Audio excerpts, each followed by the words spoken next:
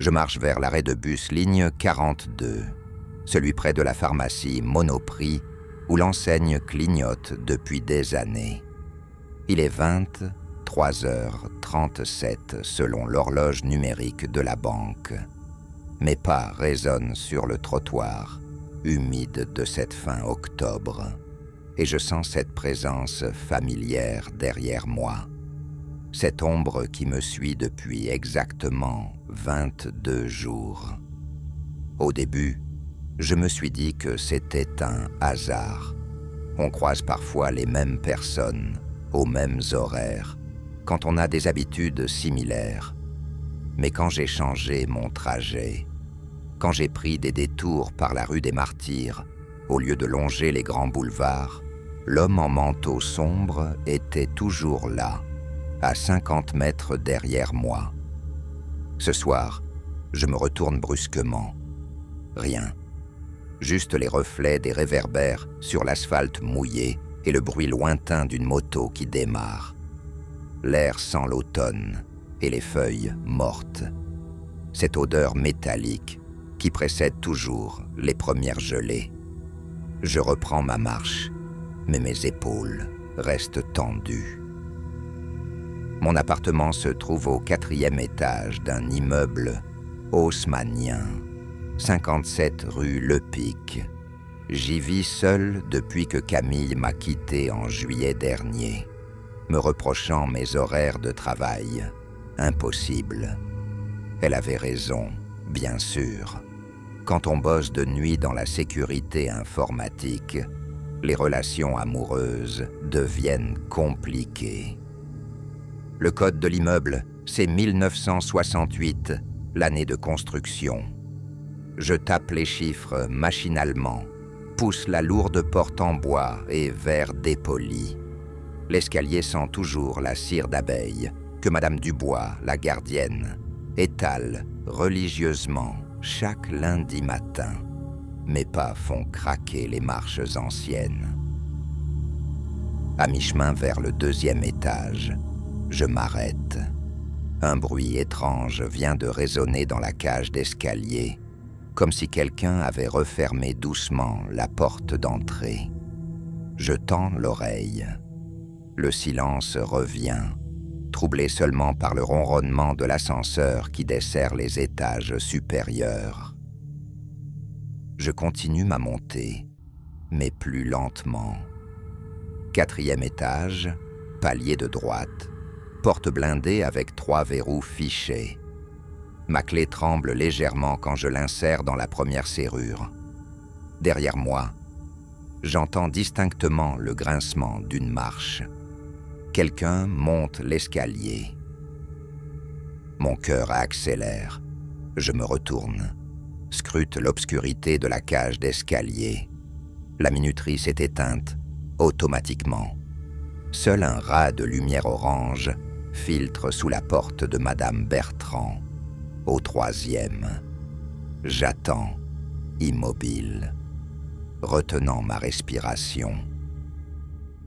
30 secondes s'écoulent, puis 1 minute, rien ne bouge.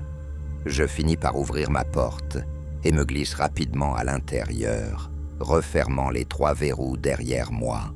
Mon appartement baigne dans la pénombre habituelle, éclairé seulement par les néons de l'enseigne du café d'en face.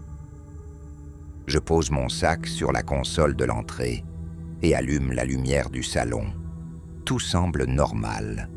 Le canapé Ikea défoncé, la table basse couverte de magazines informatiques, l'écran géant où je passe mes soirées à regarder des séries. Sur l'étagère, mes livres de Stephen King côtoient des romans de Lovecraft. Mais quelque chose ne va pas. Une sensation diffuse, comme quand on sent qu'on n'est plus seul dans une pièce. Je fais le tour de l'appartement, vérifie la cuisine, la salle de bain, la chambre. Personne. Les fenêtres sont fermées, les rideaux tirés comme je les ai laissés ce matin. Je me prépare un café et m'installe devant mon ordinateur portable. Mon travail consiste à surveiller les intrusions sur les serveurs d'une banque parisienne. C'est un boulot qui demande de la concentration, mais ce soir, impossible de me focaliser. Mon regard dérive constamment vers la fenêtre. Dehors, la rue Le Pic s'endort. Les derniers clients du bistrot d'en face règlent leur consommation. Le propriétaire, Monsieur Vasseur, baisse son rideau métallique. Dans quelques minutes, le quartier sera complètement silencieux, livré aux chats errants et aux insomniaques. C'est là que je le vois, une silhouette immobile sous le réverbère, exactement en face de mon immeuble. L'homme porte un long manteau noir et garde les mains dans les poches. Son visage reste dans l'ombre, mais je sais qu'il regarde dans ma direction. Mes mains se crispent sur le rebord de la fenêtre. Je recule instinctivement, me colle contre le mur. Mon cœur tambourine dans ma poitrine. Combien de temps va-t-il rester là? Qu'est-ce qu'il me veut? Je n'ose plus regarder, mais je sens sa présence comme une brûlure sur ma nuque. L'enseigne du café clignote, projetant des ombres mouvantes sur les façades. Au bout d'une demi-heure, je trouve le courage de jeter un œil. La rue est vide. L'inconnu a disparu. Je ferme les rideaux d'un geste brusque et m'éloigne de la fenêtre. Mes mains tremblent quand j'allume une cigarette, la première depuis que j'ai arrêté, il y a 6 mois. Cette histoire a commencé le mardi 22 septembre. Je sortais de mon bureau, boulevard Haussmann, vers minuit moins le quart. Les rues étaient presque désertes. Seuls quelques noctambules rentraient de soirées arrosées. J'ai pris ma ligne de métro habituelle, la 9, direction Pont de Sèvres. À Pigalle, en sortant de la bouche de métro, j'ai aperçu cet homme pour la première fois. Il était appuyé contre un mur, près du sex shop au néon rose. Rien d'extraordinaire dans ce quartier, vous me direz. Mais quelque chose dans son immobilité, dans sa façon de regarder les passants, m'a mis mal à l'aise. Je suis remonté vers Montmartre par la rue des Martyrs. Mes pas résonnaient sur les pavés inégaux. Derrière moi, d'autres pas ont commencé à résonner, parfaitement synchronisés avec les miens. Quand je ralentissais, il ralentissait. Quand j'accélérais, il s'adaptait à mon rythme. Arrivé devant chez moi, je me suis retourné. L'homme en manteau noir se tenait au coin de la rue, sous l'enseigne du tabac. Il fumait une cigarette, l'extrémité rougeoyante, ponctuant l'obscurité. Nos regards se sont croisés, une fraction de seconde. Ses yeux brillaient étrangement dans la pénombre. J'ai pensé à une coïncidence. Paris regorge d'excentriques qui traînent la nuit dans les rues. Mais le lendemain soir, à la même heure, il était là encore. Et le surlendemain aussi, toujours à distance, toujours silencieux, toujours vêtu de ce long manteau qui le faisait ressembler à une figure sortie d'un film expressionniste. La première semaine, j'ai essayé de l'ignorer. Je rentrais chez moi, sans me retourner, les écouteurs vissés sur les oreilles. Mais impossible d'échapper à cette sensation d'être observé, suivi, épié. Mes nuits ont commencé à se peupler de cauchemars. Je rêvais de couloirs infinis, où des pas résonnaient derrière moi. Au bureau, mes collègues ont remarqué ma fatigue. Sarah, la développeuse qui travaille à côté de moi, m'a demandé si tout allait bien. Comment lui expliquer qu'un inconnu me suivait sans passer pour paranoïaque? J'ai menti, prétexté des insomnies liées au stress. Le 10e jour, j'ai décidé de changer d'itinéraire. Au lieu de prendre le métro, J'ai pris le bus 68 jusqu'au Châtelet, puis j'ai marché par les quais de Seine. Un détour de 40 minutes, mais j'espérais semer mon suiveur. Peine perdue. En arrivant place du Tertre, je l'ai aperçu près du Sacré-Cœur. Il se fondait dans la foule de touristes attardés, mais sa silhouette était reconnaissable entre mille. Cette démarche particulière, ses épaules légèrement voûtées, cette façon de garder les mains enfoncées dans les poches. Mon sang s'est glacé. Comment avait-il pu me devancer? J'ai couru jusque chez moi, bousculant les passants, dévalant la rue Le Pic comme un fou. Une fois dans mon appartement, j'ai vérifié 3 fois les verrous et tiré tous les rideaux. Mes vêtements étaient trempés de sueur. Dans le miroir de la salle de bain, mon visage avait pris une couleur crayeuse. Cette nuit-là, je n'ai pas dormi. J'ai fait les 100 pas dans le salon, sursautant au moindre bruit. Les craquements du parquet, le ronronnement du réfrigérateur, le tic-tac de l'horloge murale, tout me semblait amplifié, menaçant. À 4 heures du matin, j'ai cru entendre des pas dans l'escalier. Le matin venu, j'ai appelé mon médecin. Le docteur Moreau m'a reçu dans l'après-midi. Un homme bedonnant aux cheveux gris qui sent le tabac froid et la lavande. Son cabinet ressemble à celui de tous les généralistes parisiens. Moquette Bordeaux, diplômes encadrés, balance électronique qui bip désagréablement. Je lui ai tout raconté.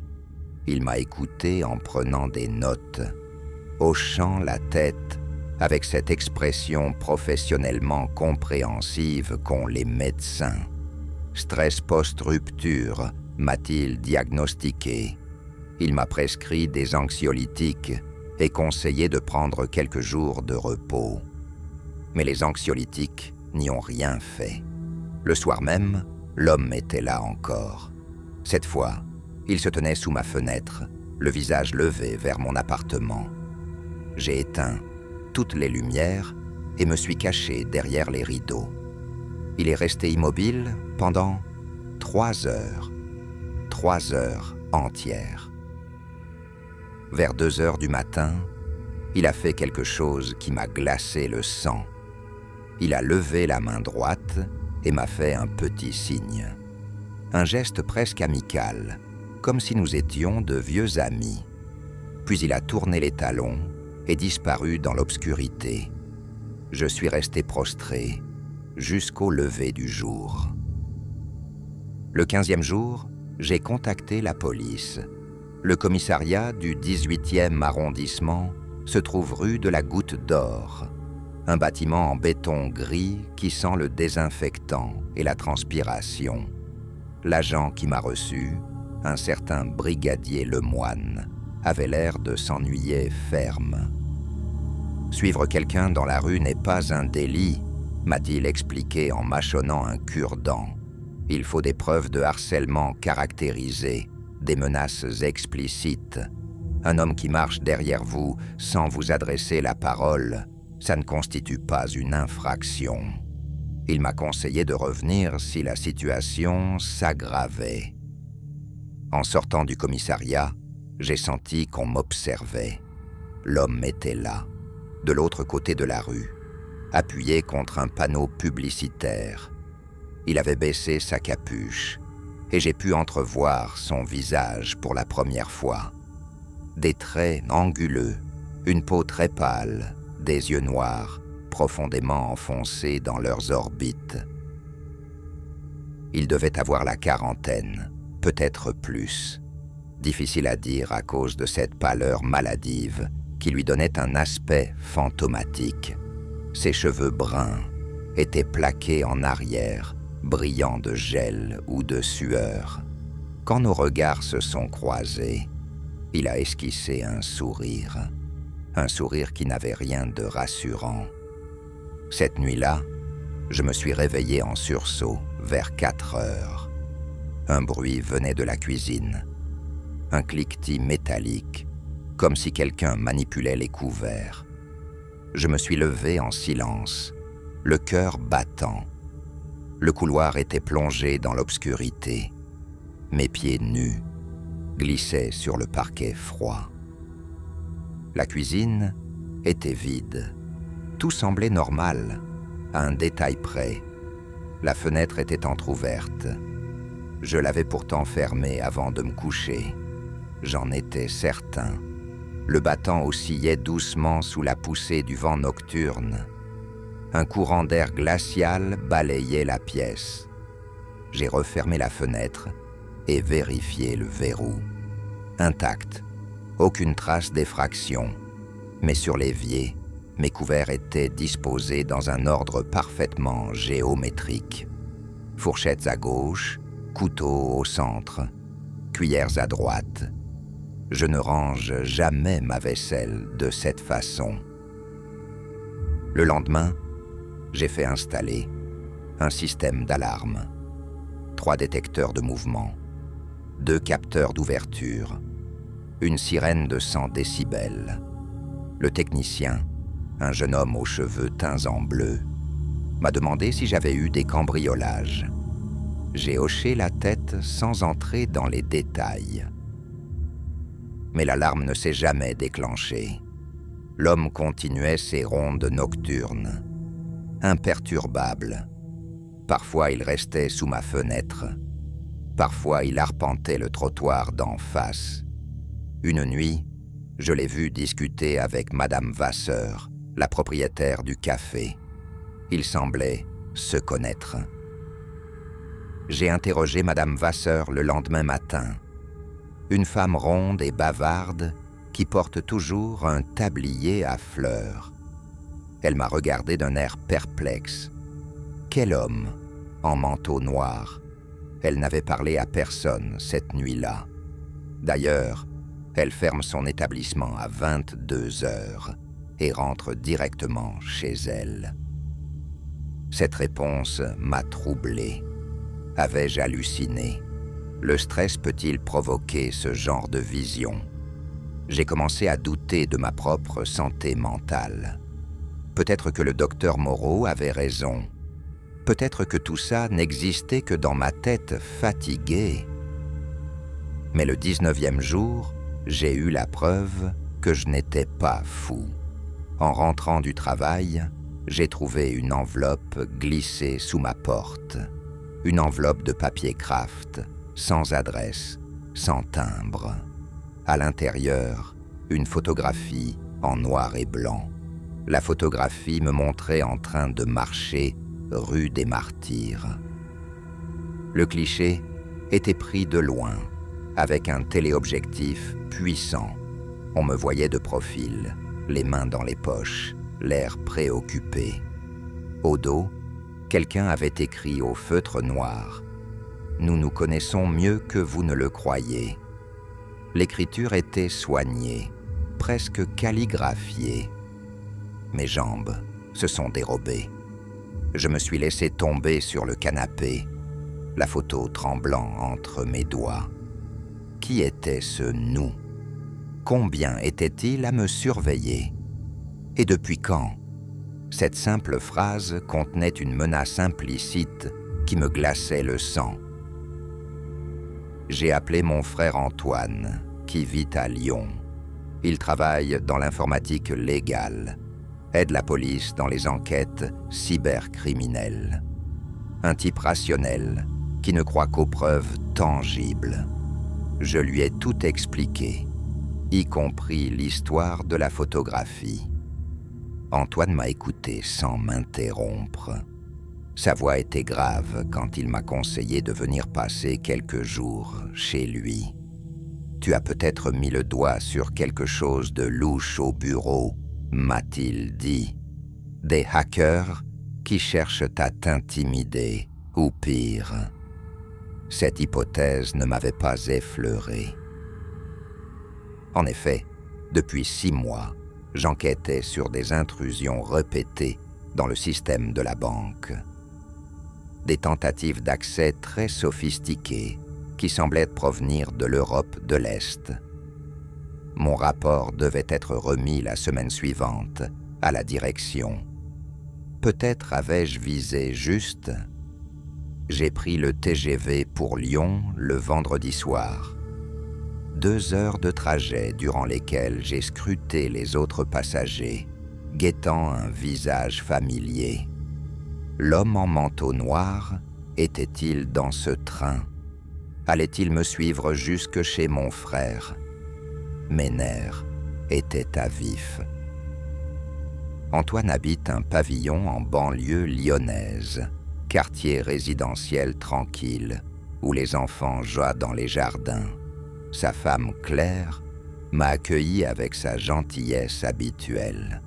Leurs 2 gamins, Léo et Emma, m'ont sauté dessus en réclamant des cadeaux. La normalité de cette vie familiale m'a fait un bien fou. Le week-end s'est passé sans incident. Nous avons fait du vélo le long du Rhône, visité le musée des Confluences, regardé des films d'animation avec les enfants. Pour la première fois depuis 2 semaines, j'ai dormi d'un sommeil réparateur. L'angoisse s'estompait peu à peu. Mais dimanche soir, en préparant mon retour à Paris, j'ai découvert quelque chose d'effroyable. Dans ma valise, soigneusement pliée entre mes chemises, une 2e photographie. Cette fois, le cliché me montrait en train de descendre du TGV en gare de Lyon-Part-Dieu. Je portais les mêmes vêtements que vendredi. Mon sang s'est figé dans mes veines. Comment cette photo avait-elle atterri dans ma valise? Personne d'autre que moi n'y avait touché. Antoine et Claire dormaient quand je l'avais préparée ce matin. Au dos, la même écriture soignée. Distance ne rime pas avec sécurité.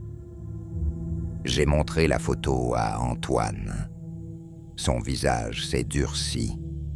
Ça dépasse largement le simple harcèlement, a-t-il murmuré. Ces types ont des moyens considérables. Il m'a proposé de rester quelques jours de plus, le temps d'alerter ses contacts dans la police lyonnaise. Mais je ne pouvais pas fuir indéfiniment. Mon travail m'attendait. Mon enquête sur les pirates informatiques touchait à sa fin.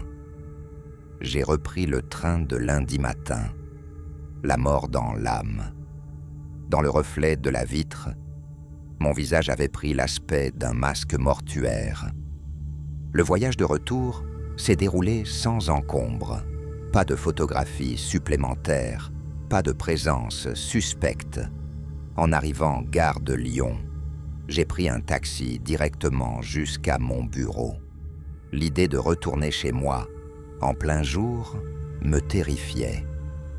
Au bureau, j'ai retrouvé mes collègues et ma routine. Les écrans clignotants, l'odeur de café refroidi, le bourdonnement des ventilateurs. Sarah m'a demandé si mes vacances m'avaient fait du bien. J'ai hoché la tête en m'efforçant de sourire. Mentir devenait ma seconde nature. J'ai passé la journée à peaufiner mon rapport sur les intrusions. Les preuves s'accumulaient contre un groupe de hackers basés en Roumanie. Leurs tentatives d'accès suivaient toujours le même schéma, avec des outils très spécifiques. Mes conclusions étaient accablantes.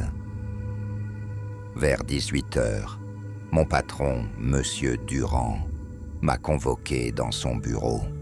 Un homme sec, aux costumes impeccables, qui dirige le service informatique d'une main de fer. Il m'a félicité pour la qualité de mon travail et annoncé que mon rapport serait transmis au procureur. Vous avez peut-être contribué à démanteler un réseau international, m'a-t-il dit en me serrant la main. Ces mots auraient dû me réjouir, mais ils ne faisaient qu'alimenter mes angoisses. Si mon travail dérangeait vraiment des criminels, Ma situation devenait encore plus périlleuse. Ce soir-là, j'ai quitté le bureau plus tard que d'habitude. Les couloirs étaient déserts, éclairés par les veilleuses de sécurité. Mes pas résonnaient étrangement sur le lino ciré.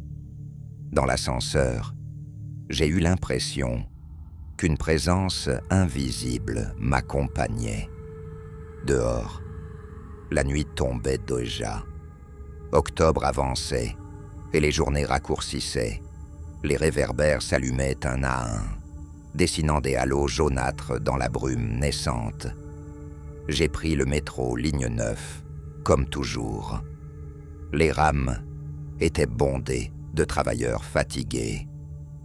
À Pigalle, en sortant de la bouche de métro, je l'ai immédiatement repéré. L'homme en manteau noir attendait près du kiosque à journaux. Cette fois, il ne se cachait plus. Il me regardait fixement, un léger sourire aux lèvres. Nos yeux se sont accrochés pendant de longues secondes. Il a commencé à marcher derrière moi, sans plus se dissimuler. Ses pas claquaient sur le bitume humide, avec une régularité de métronome. Je sentais son regard peser sur ma nuque comme une brûlure. L'envie de courir me démangeait, mais mes jambes semblaient paralysées. Rue des Martyrs, il s'est rapproché. 10 mètres, puis 5, puis 3. Je pouvais maintenant entendre sa respiration, légèrement sifflante. Une odeur âcre flottait autour de lui, mélange de tabac froid et de quelque chose de plus désagréable, une odeur de maladie. Devant chez moi, je me suis arrêté net. Il s'est immobilisé aussi, si près que je sentais la chaleur de son corps. Nous sommes restés ainsi quelques instants, figés dans un tableau surréaliste. Puis il a parlé pour la première fois. Sa voix était rauque, presque inaudible. « Bonsoir Julien », a-t-il murmuré. Mon prénom dans sa bouche sonnait comme une menace. « Il faut qu'on discute. » Il connaissait mon nom. Comment était-ce possible ? Mon badge d'entreprise était rangé dans ma poche, invisible de l'extérieur. J'ai voulu répondre, mais aucun son n'est sorti de ma gorge. Ma langue semblait collée à mon palais. L'homme a souri plus largement, dévoilant des dents jaunies par le tabac. « Pas ce soir », a-t-il ajouté, « mais bientôt, très bientôt. » Il a tourné les talons et s'est éloigné d'un pas tranquille. Je suis resté planté sur le trottoir, incapable du moindre mouvement. Mes mains tremblaient si fort que j'ai eu du mal à composer le code de l'immeuble.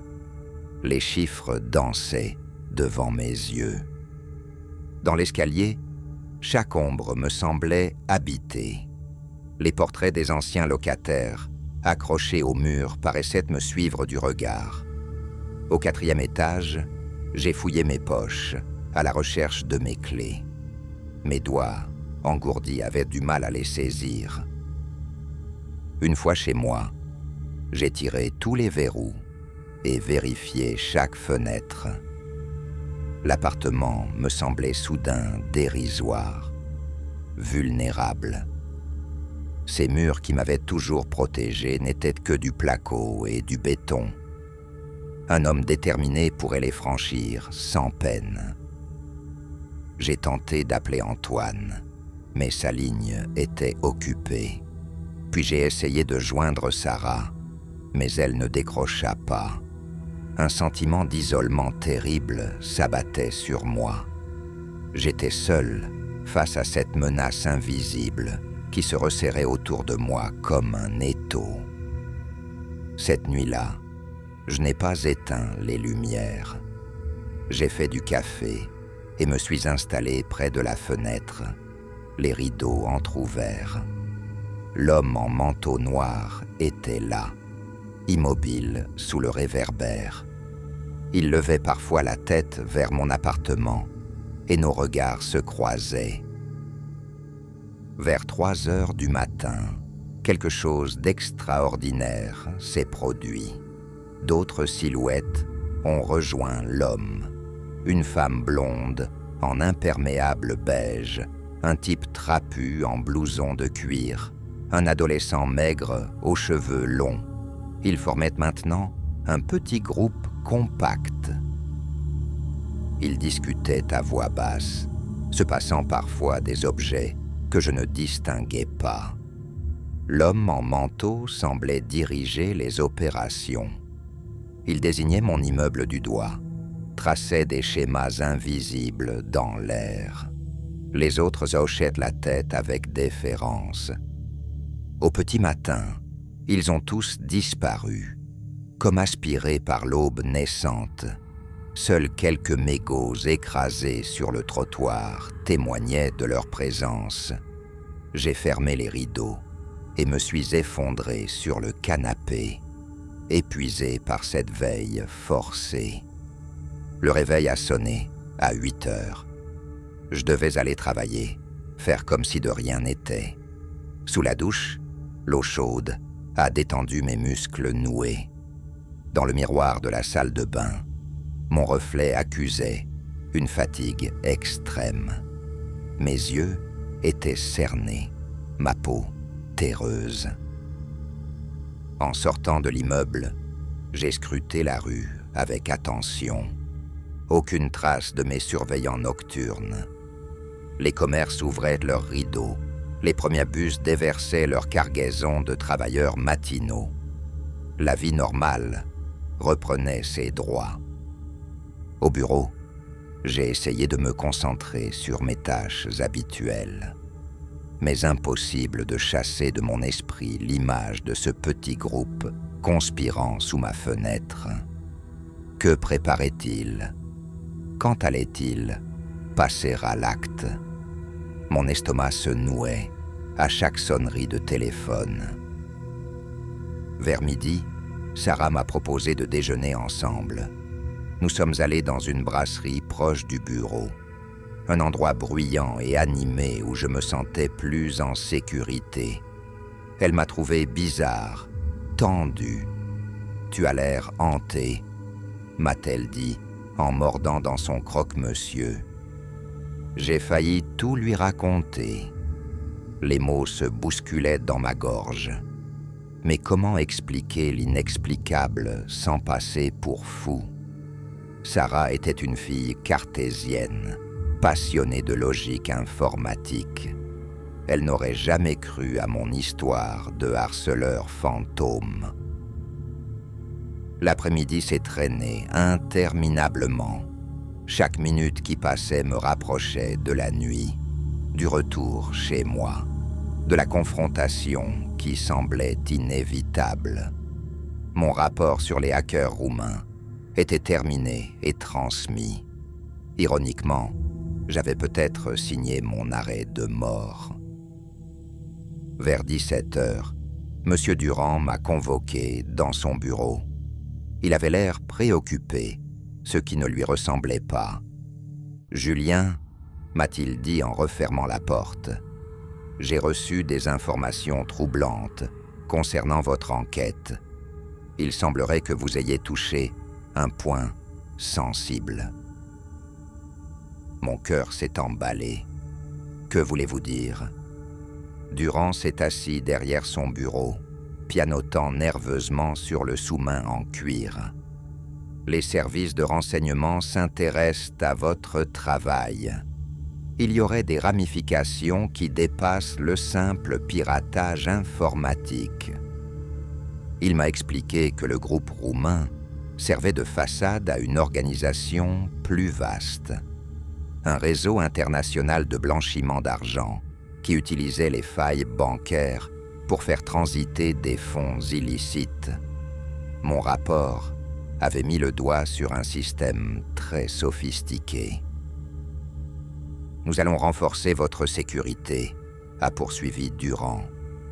Un agent de liaison va prendre contact avec vous dans les prochains jours. » Ces mots étaient rassurants, mais ils confirmaient aussi que mes craintes étaient fondées. J'étais vraiment en danger. En quittant le bureau ce soir-là, j'ai remarqué une voiture banalisée, garée devant l'immeuble. 2 hommes, en costume sombre, y prenaient place. Des policiers en civil, probablement. Leur présence m'a un peu rassuré, sans pour autant dissiper complètement mon angoisse. Dans le métro, j'ai eu l'impression d'être suivi, pas par l'homme en manteau noir, mais par d'autres individus. Un type en jean et basket qui lisait le journal, une femme en tailleur qui consultait son téléphone. Il changeait de wagon en même temps que moi. À Pigalle, la sensation s'est intensifiée. Mes poursuivants invisibles m'accompagnaient dans les couloirs carrelés de la station. Leurs pas résonnaient derrière moi, écho fidèle de ma propre démarche. L'escalier roulant me hissait vers la surface comme un monte-charge vers l'échafaud. Dehors, la nuit était tombée précocement. Un ciel bas et gris écrasait les toits de Montmartre. L'air sentait la pluie et les feuilles mortes. Rue des Martyrs, les réverbères jetaient leurs halos blafards sur le bitume luisant. Mes nerfs étaient tendus à se rompre. L'homme en manteau noir m'attendait au coin de ma rue. Cette fois, il n'était pas seul. Ses 3 acolytes de la nuit précédente l'accompagnaient. Ils se tenaient en demi-cercle, bloquant partiellement le passage. Leurs visages restaient dans l'ombre, mais je sentais leur regard peser sur moi. J'ai ralenti le pas, cherchant une échappatoire. Derrière moi, les types du métro avaient ressurgi. J'étais pris en tenaille. Mon cœur cognait si fort dans ma poitrine que j'avais peur qu'il explose. L'air me manquait, mes jambes flageolaient. « Bonsoir Julien », a répété l'homme en manteau. Sa voix portait maintenant une nuance d'autorité qui me glaçait. Je crois qu'il est temps qu'on ait cette petite conversation. Il a fait un geste, et ses complices se sont rapprochés. Leurs silhouettes se découpaient contre les vitrines éclairées. C'est alors qu'un miracle s'est produit. Des phares ont balayé la rue et une camionnette de police s'est arrêtée à ma hauteur. 3 agents en sont descendus, la main sur leur arme de service. « Police, personne ne bouge », a crié l'un d'eux. L'homme en manteau noir et sa bande ont immédiatement reculé. Ils se sont fondus dans l'obscurité avec une rapidité déconcertante, comme des fantômes retournant au limbe. En quelques secondes, la rue s'était redevenue normale. Seul restait le souvenir de cette confrontation avortée. « Monsieur Moreau », m'a demandé le brigadier en chef, « nous avons reçu des instructions pour assurer votre protection. » Il m'a expliqué qu'une équipe de surveillance allait être mise en place autour de mon domicile. Des agents en civil, discrets mais efficaces. Cette nuit-là, pour la première fois depuis des semaines, j'ai dormi paisiblement. Savoir que des policiers veillaient sur moi m'apportait un réconfort inespéré. Mes cauchemars habituels ont cédé la place à un sommeil sans rêve, réparateur. Le lendemain matin, l'agent de liaison promis par Durand s'est présenté chez moi. Un homme d'une 40aine d'années, cheveux poivre et sel, regard perçant. Il s'appelait Capitaine Rousseau et appartenait à la brigade de répression de la criminalité organisée. Votre découverte a ouvert une enquête de grande ampleur, m'a-t-il expliqué, en sirotant le café que je lui avais préparé. Nous suivons cette organisation depuis des mois, mais nous manquions d'éléments concrets. Vos analyses informatiques nous ont fourni la clé. Rousseau m'a appris que l'homme en manteau noir se nommait Viktor Petrov, un ancien agent des services secrets bulgares, reconverti dans le crime organisé. Sa spécialité, l'intimidation de témoins gênants. Il opérait dans toute l'Europe avec une efficacité redoutable. Petrov ne s'embarrasse pas de subtilité, a poursuivi le capitaine. Quand la pression psychologique ne suffit plus, il passe aux actes. Nous avons plusieurs dossiers où ces victimes ont disparu. Le sous-entendu était clair. Ma vie tenait à un fil. Les jours suivants ont pris un rythme particulier. Escorte discrète pour aller au travail, surveillance permanente de mon immeuble, téléphone sur écoute. J'évoluais dans une bulle de sécurité artificielle qui m'isolait du monde extérieur. Mes collègues me regardaient bizarrement. Viktor Petrov et sa bande avaient disparu de la circulation. Aucune trace de l'homme en manteau noir dans les rues de Montmartre. Rousseau m'a expliqué qu'ils attendaient probablement que la surveillance se relâche. Ces types sont patients, m'a-t-il dit. Ils peuvent attendre des mois. Au bout d'une semaine, mon témoignage a été recueilli officiellement. 3 heures d'interrogatoire dans les locaux de la brigade, face à un juge d'instruction austère qui prenait des notes minutieuses. Mes déclarations allaient servir de base à des mandats d'arrêt internationaux. Le soir même, Rousseau m'a annoncé une nouvelle rassurante. Nous avons interpellé 2 membres du réseau à Londres. Ils ont parlé. Petrov se cache quelque part en Espagne, mais nous allons le coincer. L'étau se resserrait autour de mes persécuteurs. Pourtant, cette nuit-là, j'ai fait un cauchemar particulièrement vivace. Je marchais dans un couloir sans fin, éclairé par des néons blafards.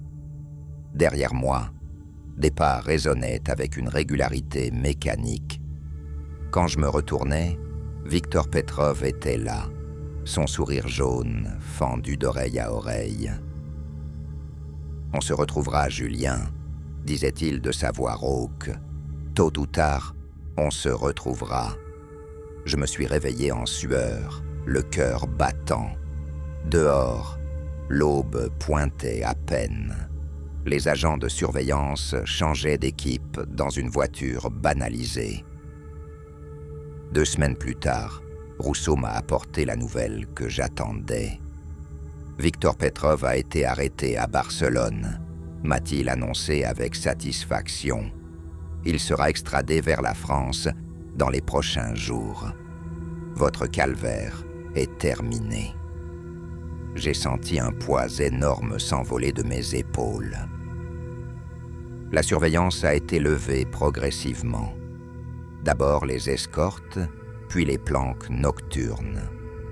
Au bout d'1 mois, j'ai retrouvé une vie normale. Mes nuits redevenaient paisibles, mes journées sereines. L'homme en manteau noir n'était plus qu'un mauvais souvenir. Mais parfois, en rentrant tard le soir, rue des Martyrs déserte sous la pluie, j'ai encore l'impression qu'une présence me suit. Mes pas résonnent sur le bitume humide et, quelque part dans l'écho, j'entends d'autres pas qui s'accordent aux miens. Je me retourne alors, scrutant l'obscurité. Il n'y a jamais personne, juste les reflets des réverbères sur l'asphalte mouillé et le bruit lointain de la circulation. Viktor Petrov croupit dans sa cellule. Son réseau a été démantelé. Pourtant, Cette sensation de surveillance ne me quitte pas complètement. Le docteur Moreau m'a expliqué que c'était normal. Après un traumatisme pareil, m'a-t-il dit, l'hypervigilance peut persister longtemps. Votre cerveau a appris à détecter le danger partout. Il m'a prescrit quelques séances chez un psychologue spécialisé. Aujourd'hui, 6 mois après l'arrestation de Petrov, je vais mieux, beaucoup mieux. J'ai même renoué avec Camille. Elle trouve que j'ai mûri, que cette épreuve m'a rendu plus profond. Nous envisageons de reprendre la vie commune. L'appartement, rue Le Pic, nous semble trop petit pour deux. Hier soir, en faisant le tri dans mes affaires, je suis retombé sur les 2 photographies que Petrov avait glissées dans mes affaires. Des pièces à conviction qui dorment maintenant dans un dossier de police. Je les ai regardées longuement, ces images de ma traque. Sur la première, on me voit marcher rue des Martyrs, inconscient du danger. Sur la seconde, je descends du TGV à Lyon, fuyant une menace que je croyais pouvoir semer. 2 instantanés d'une période où ma vie ne m'appartenait plus. En les examinant de près, j'ai remarqué un détail qui m'avait échappé. En arrière-plan de la première photo, on distingue une silhouette floue. Un homme appuyé contre un mur, le visage dans l'ombre.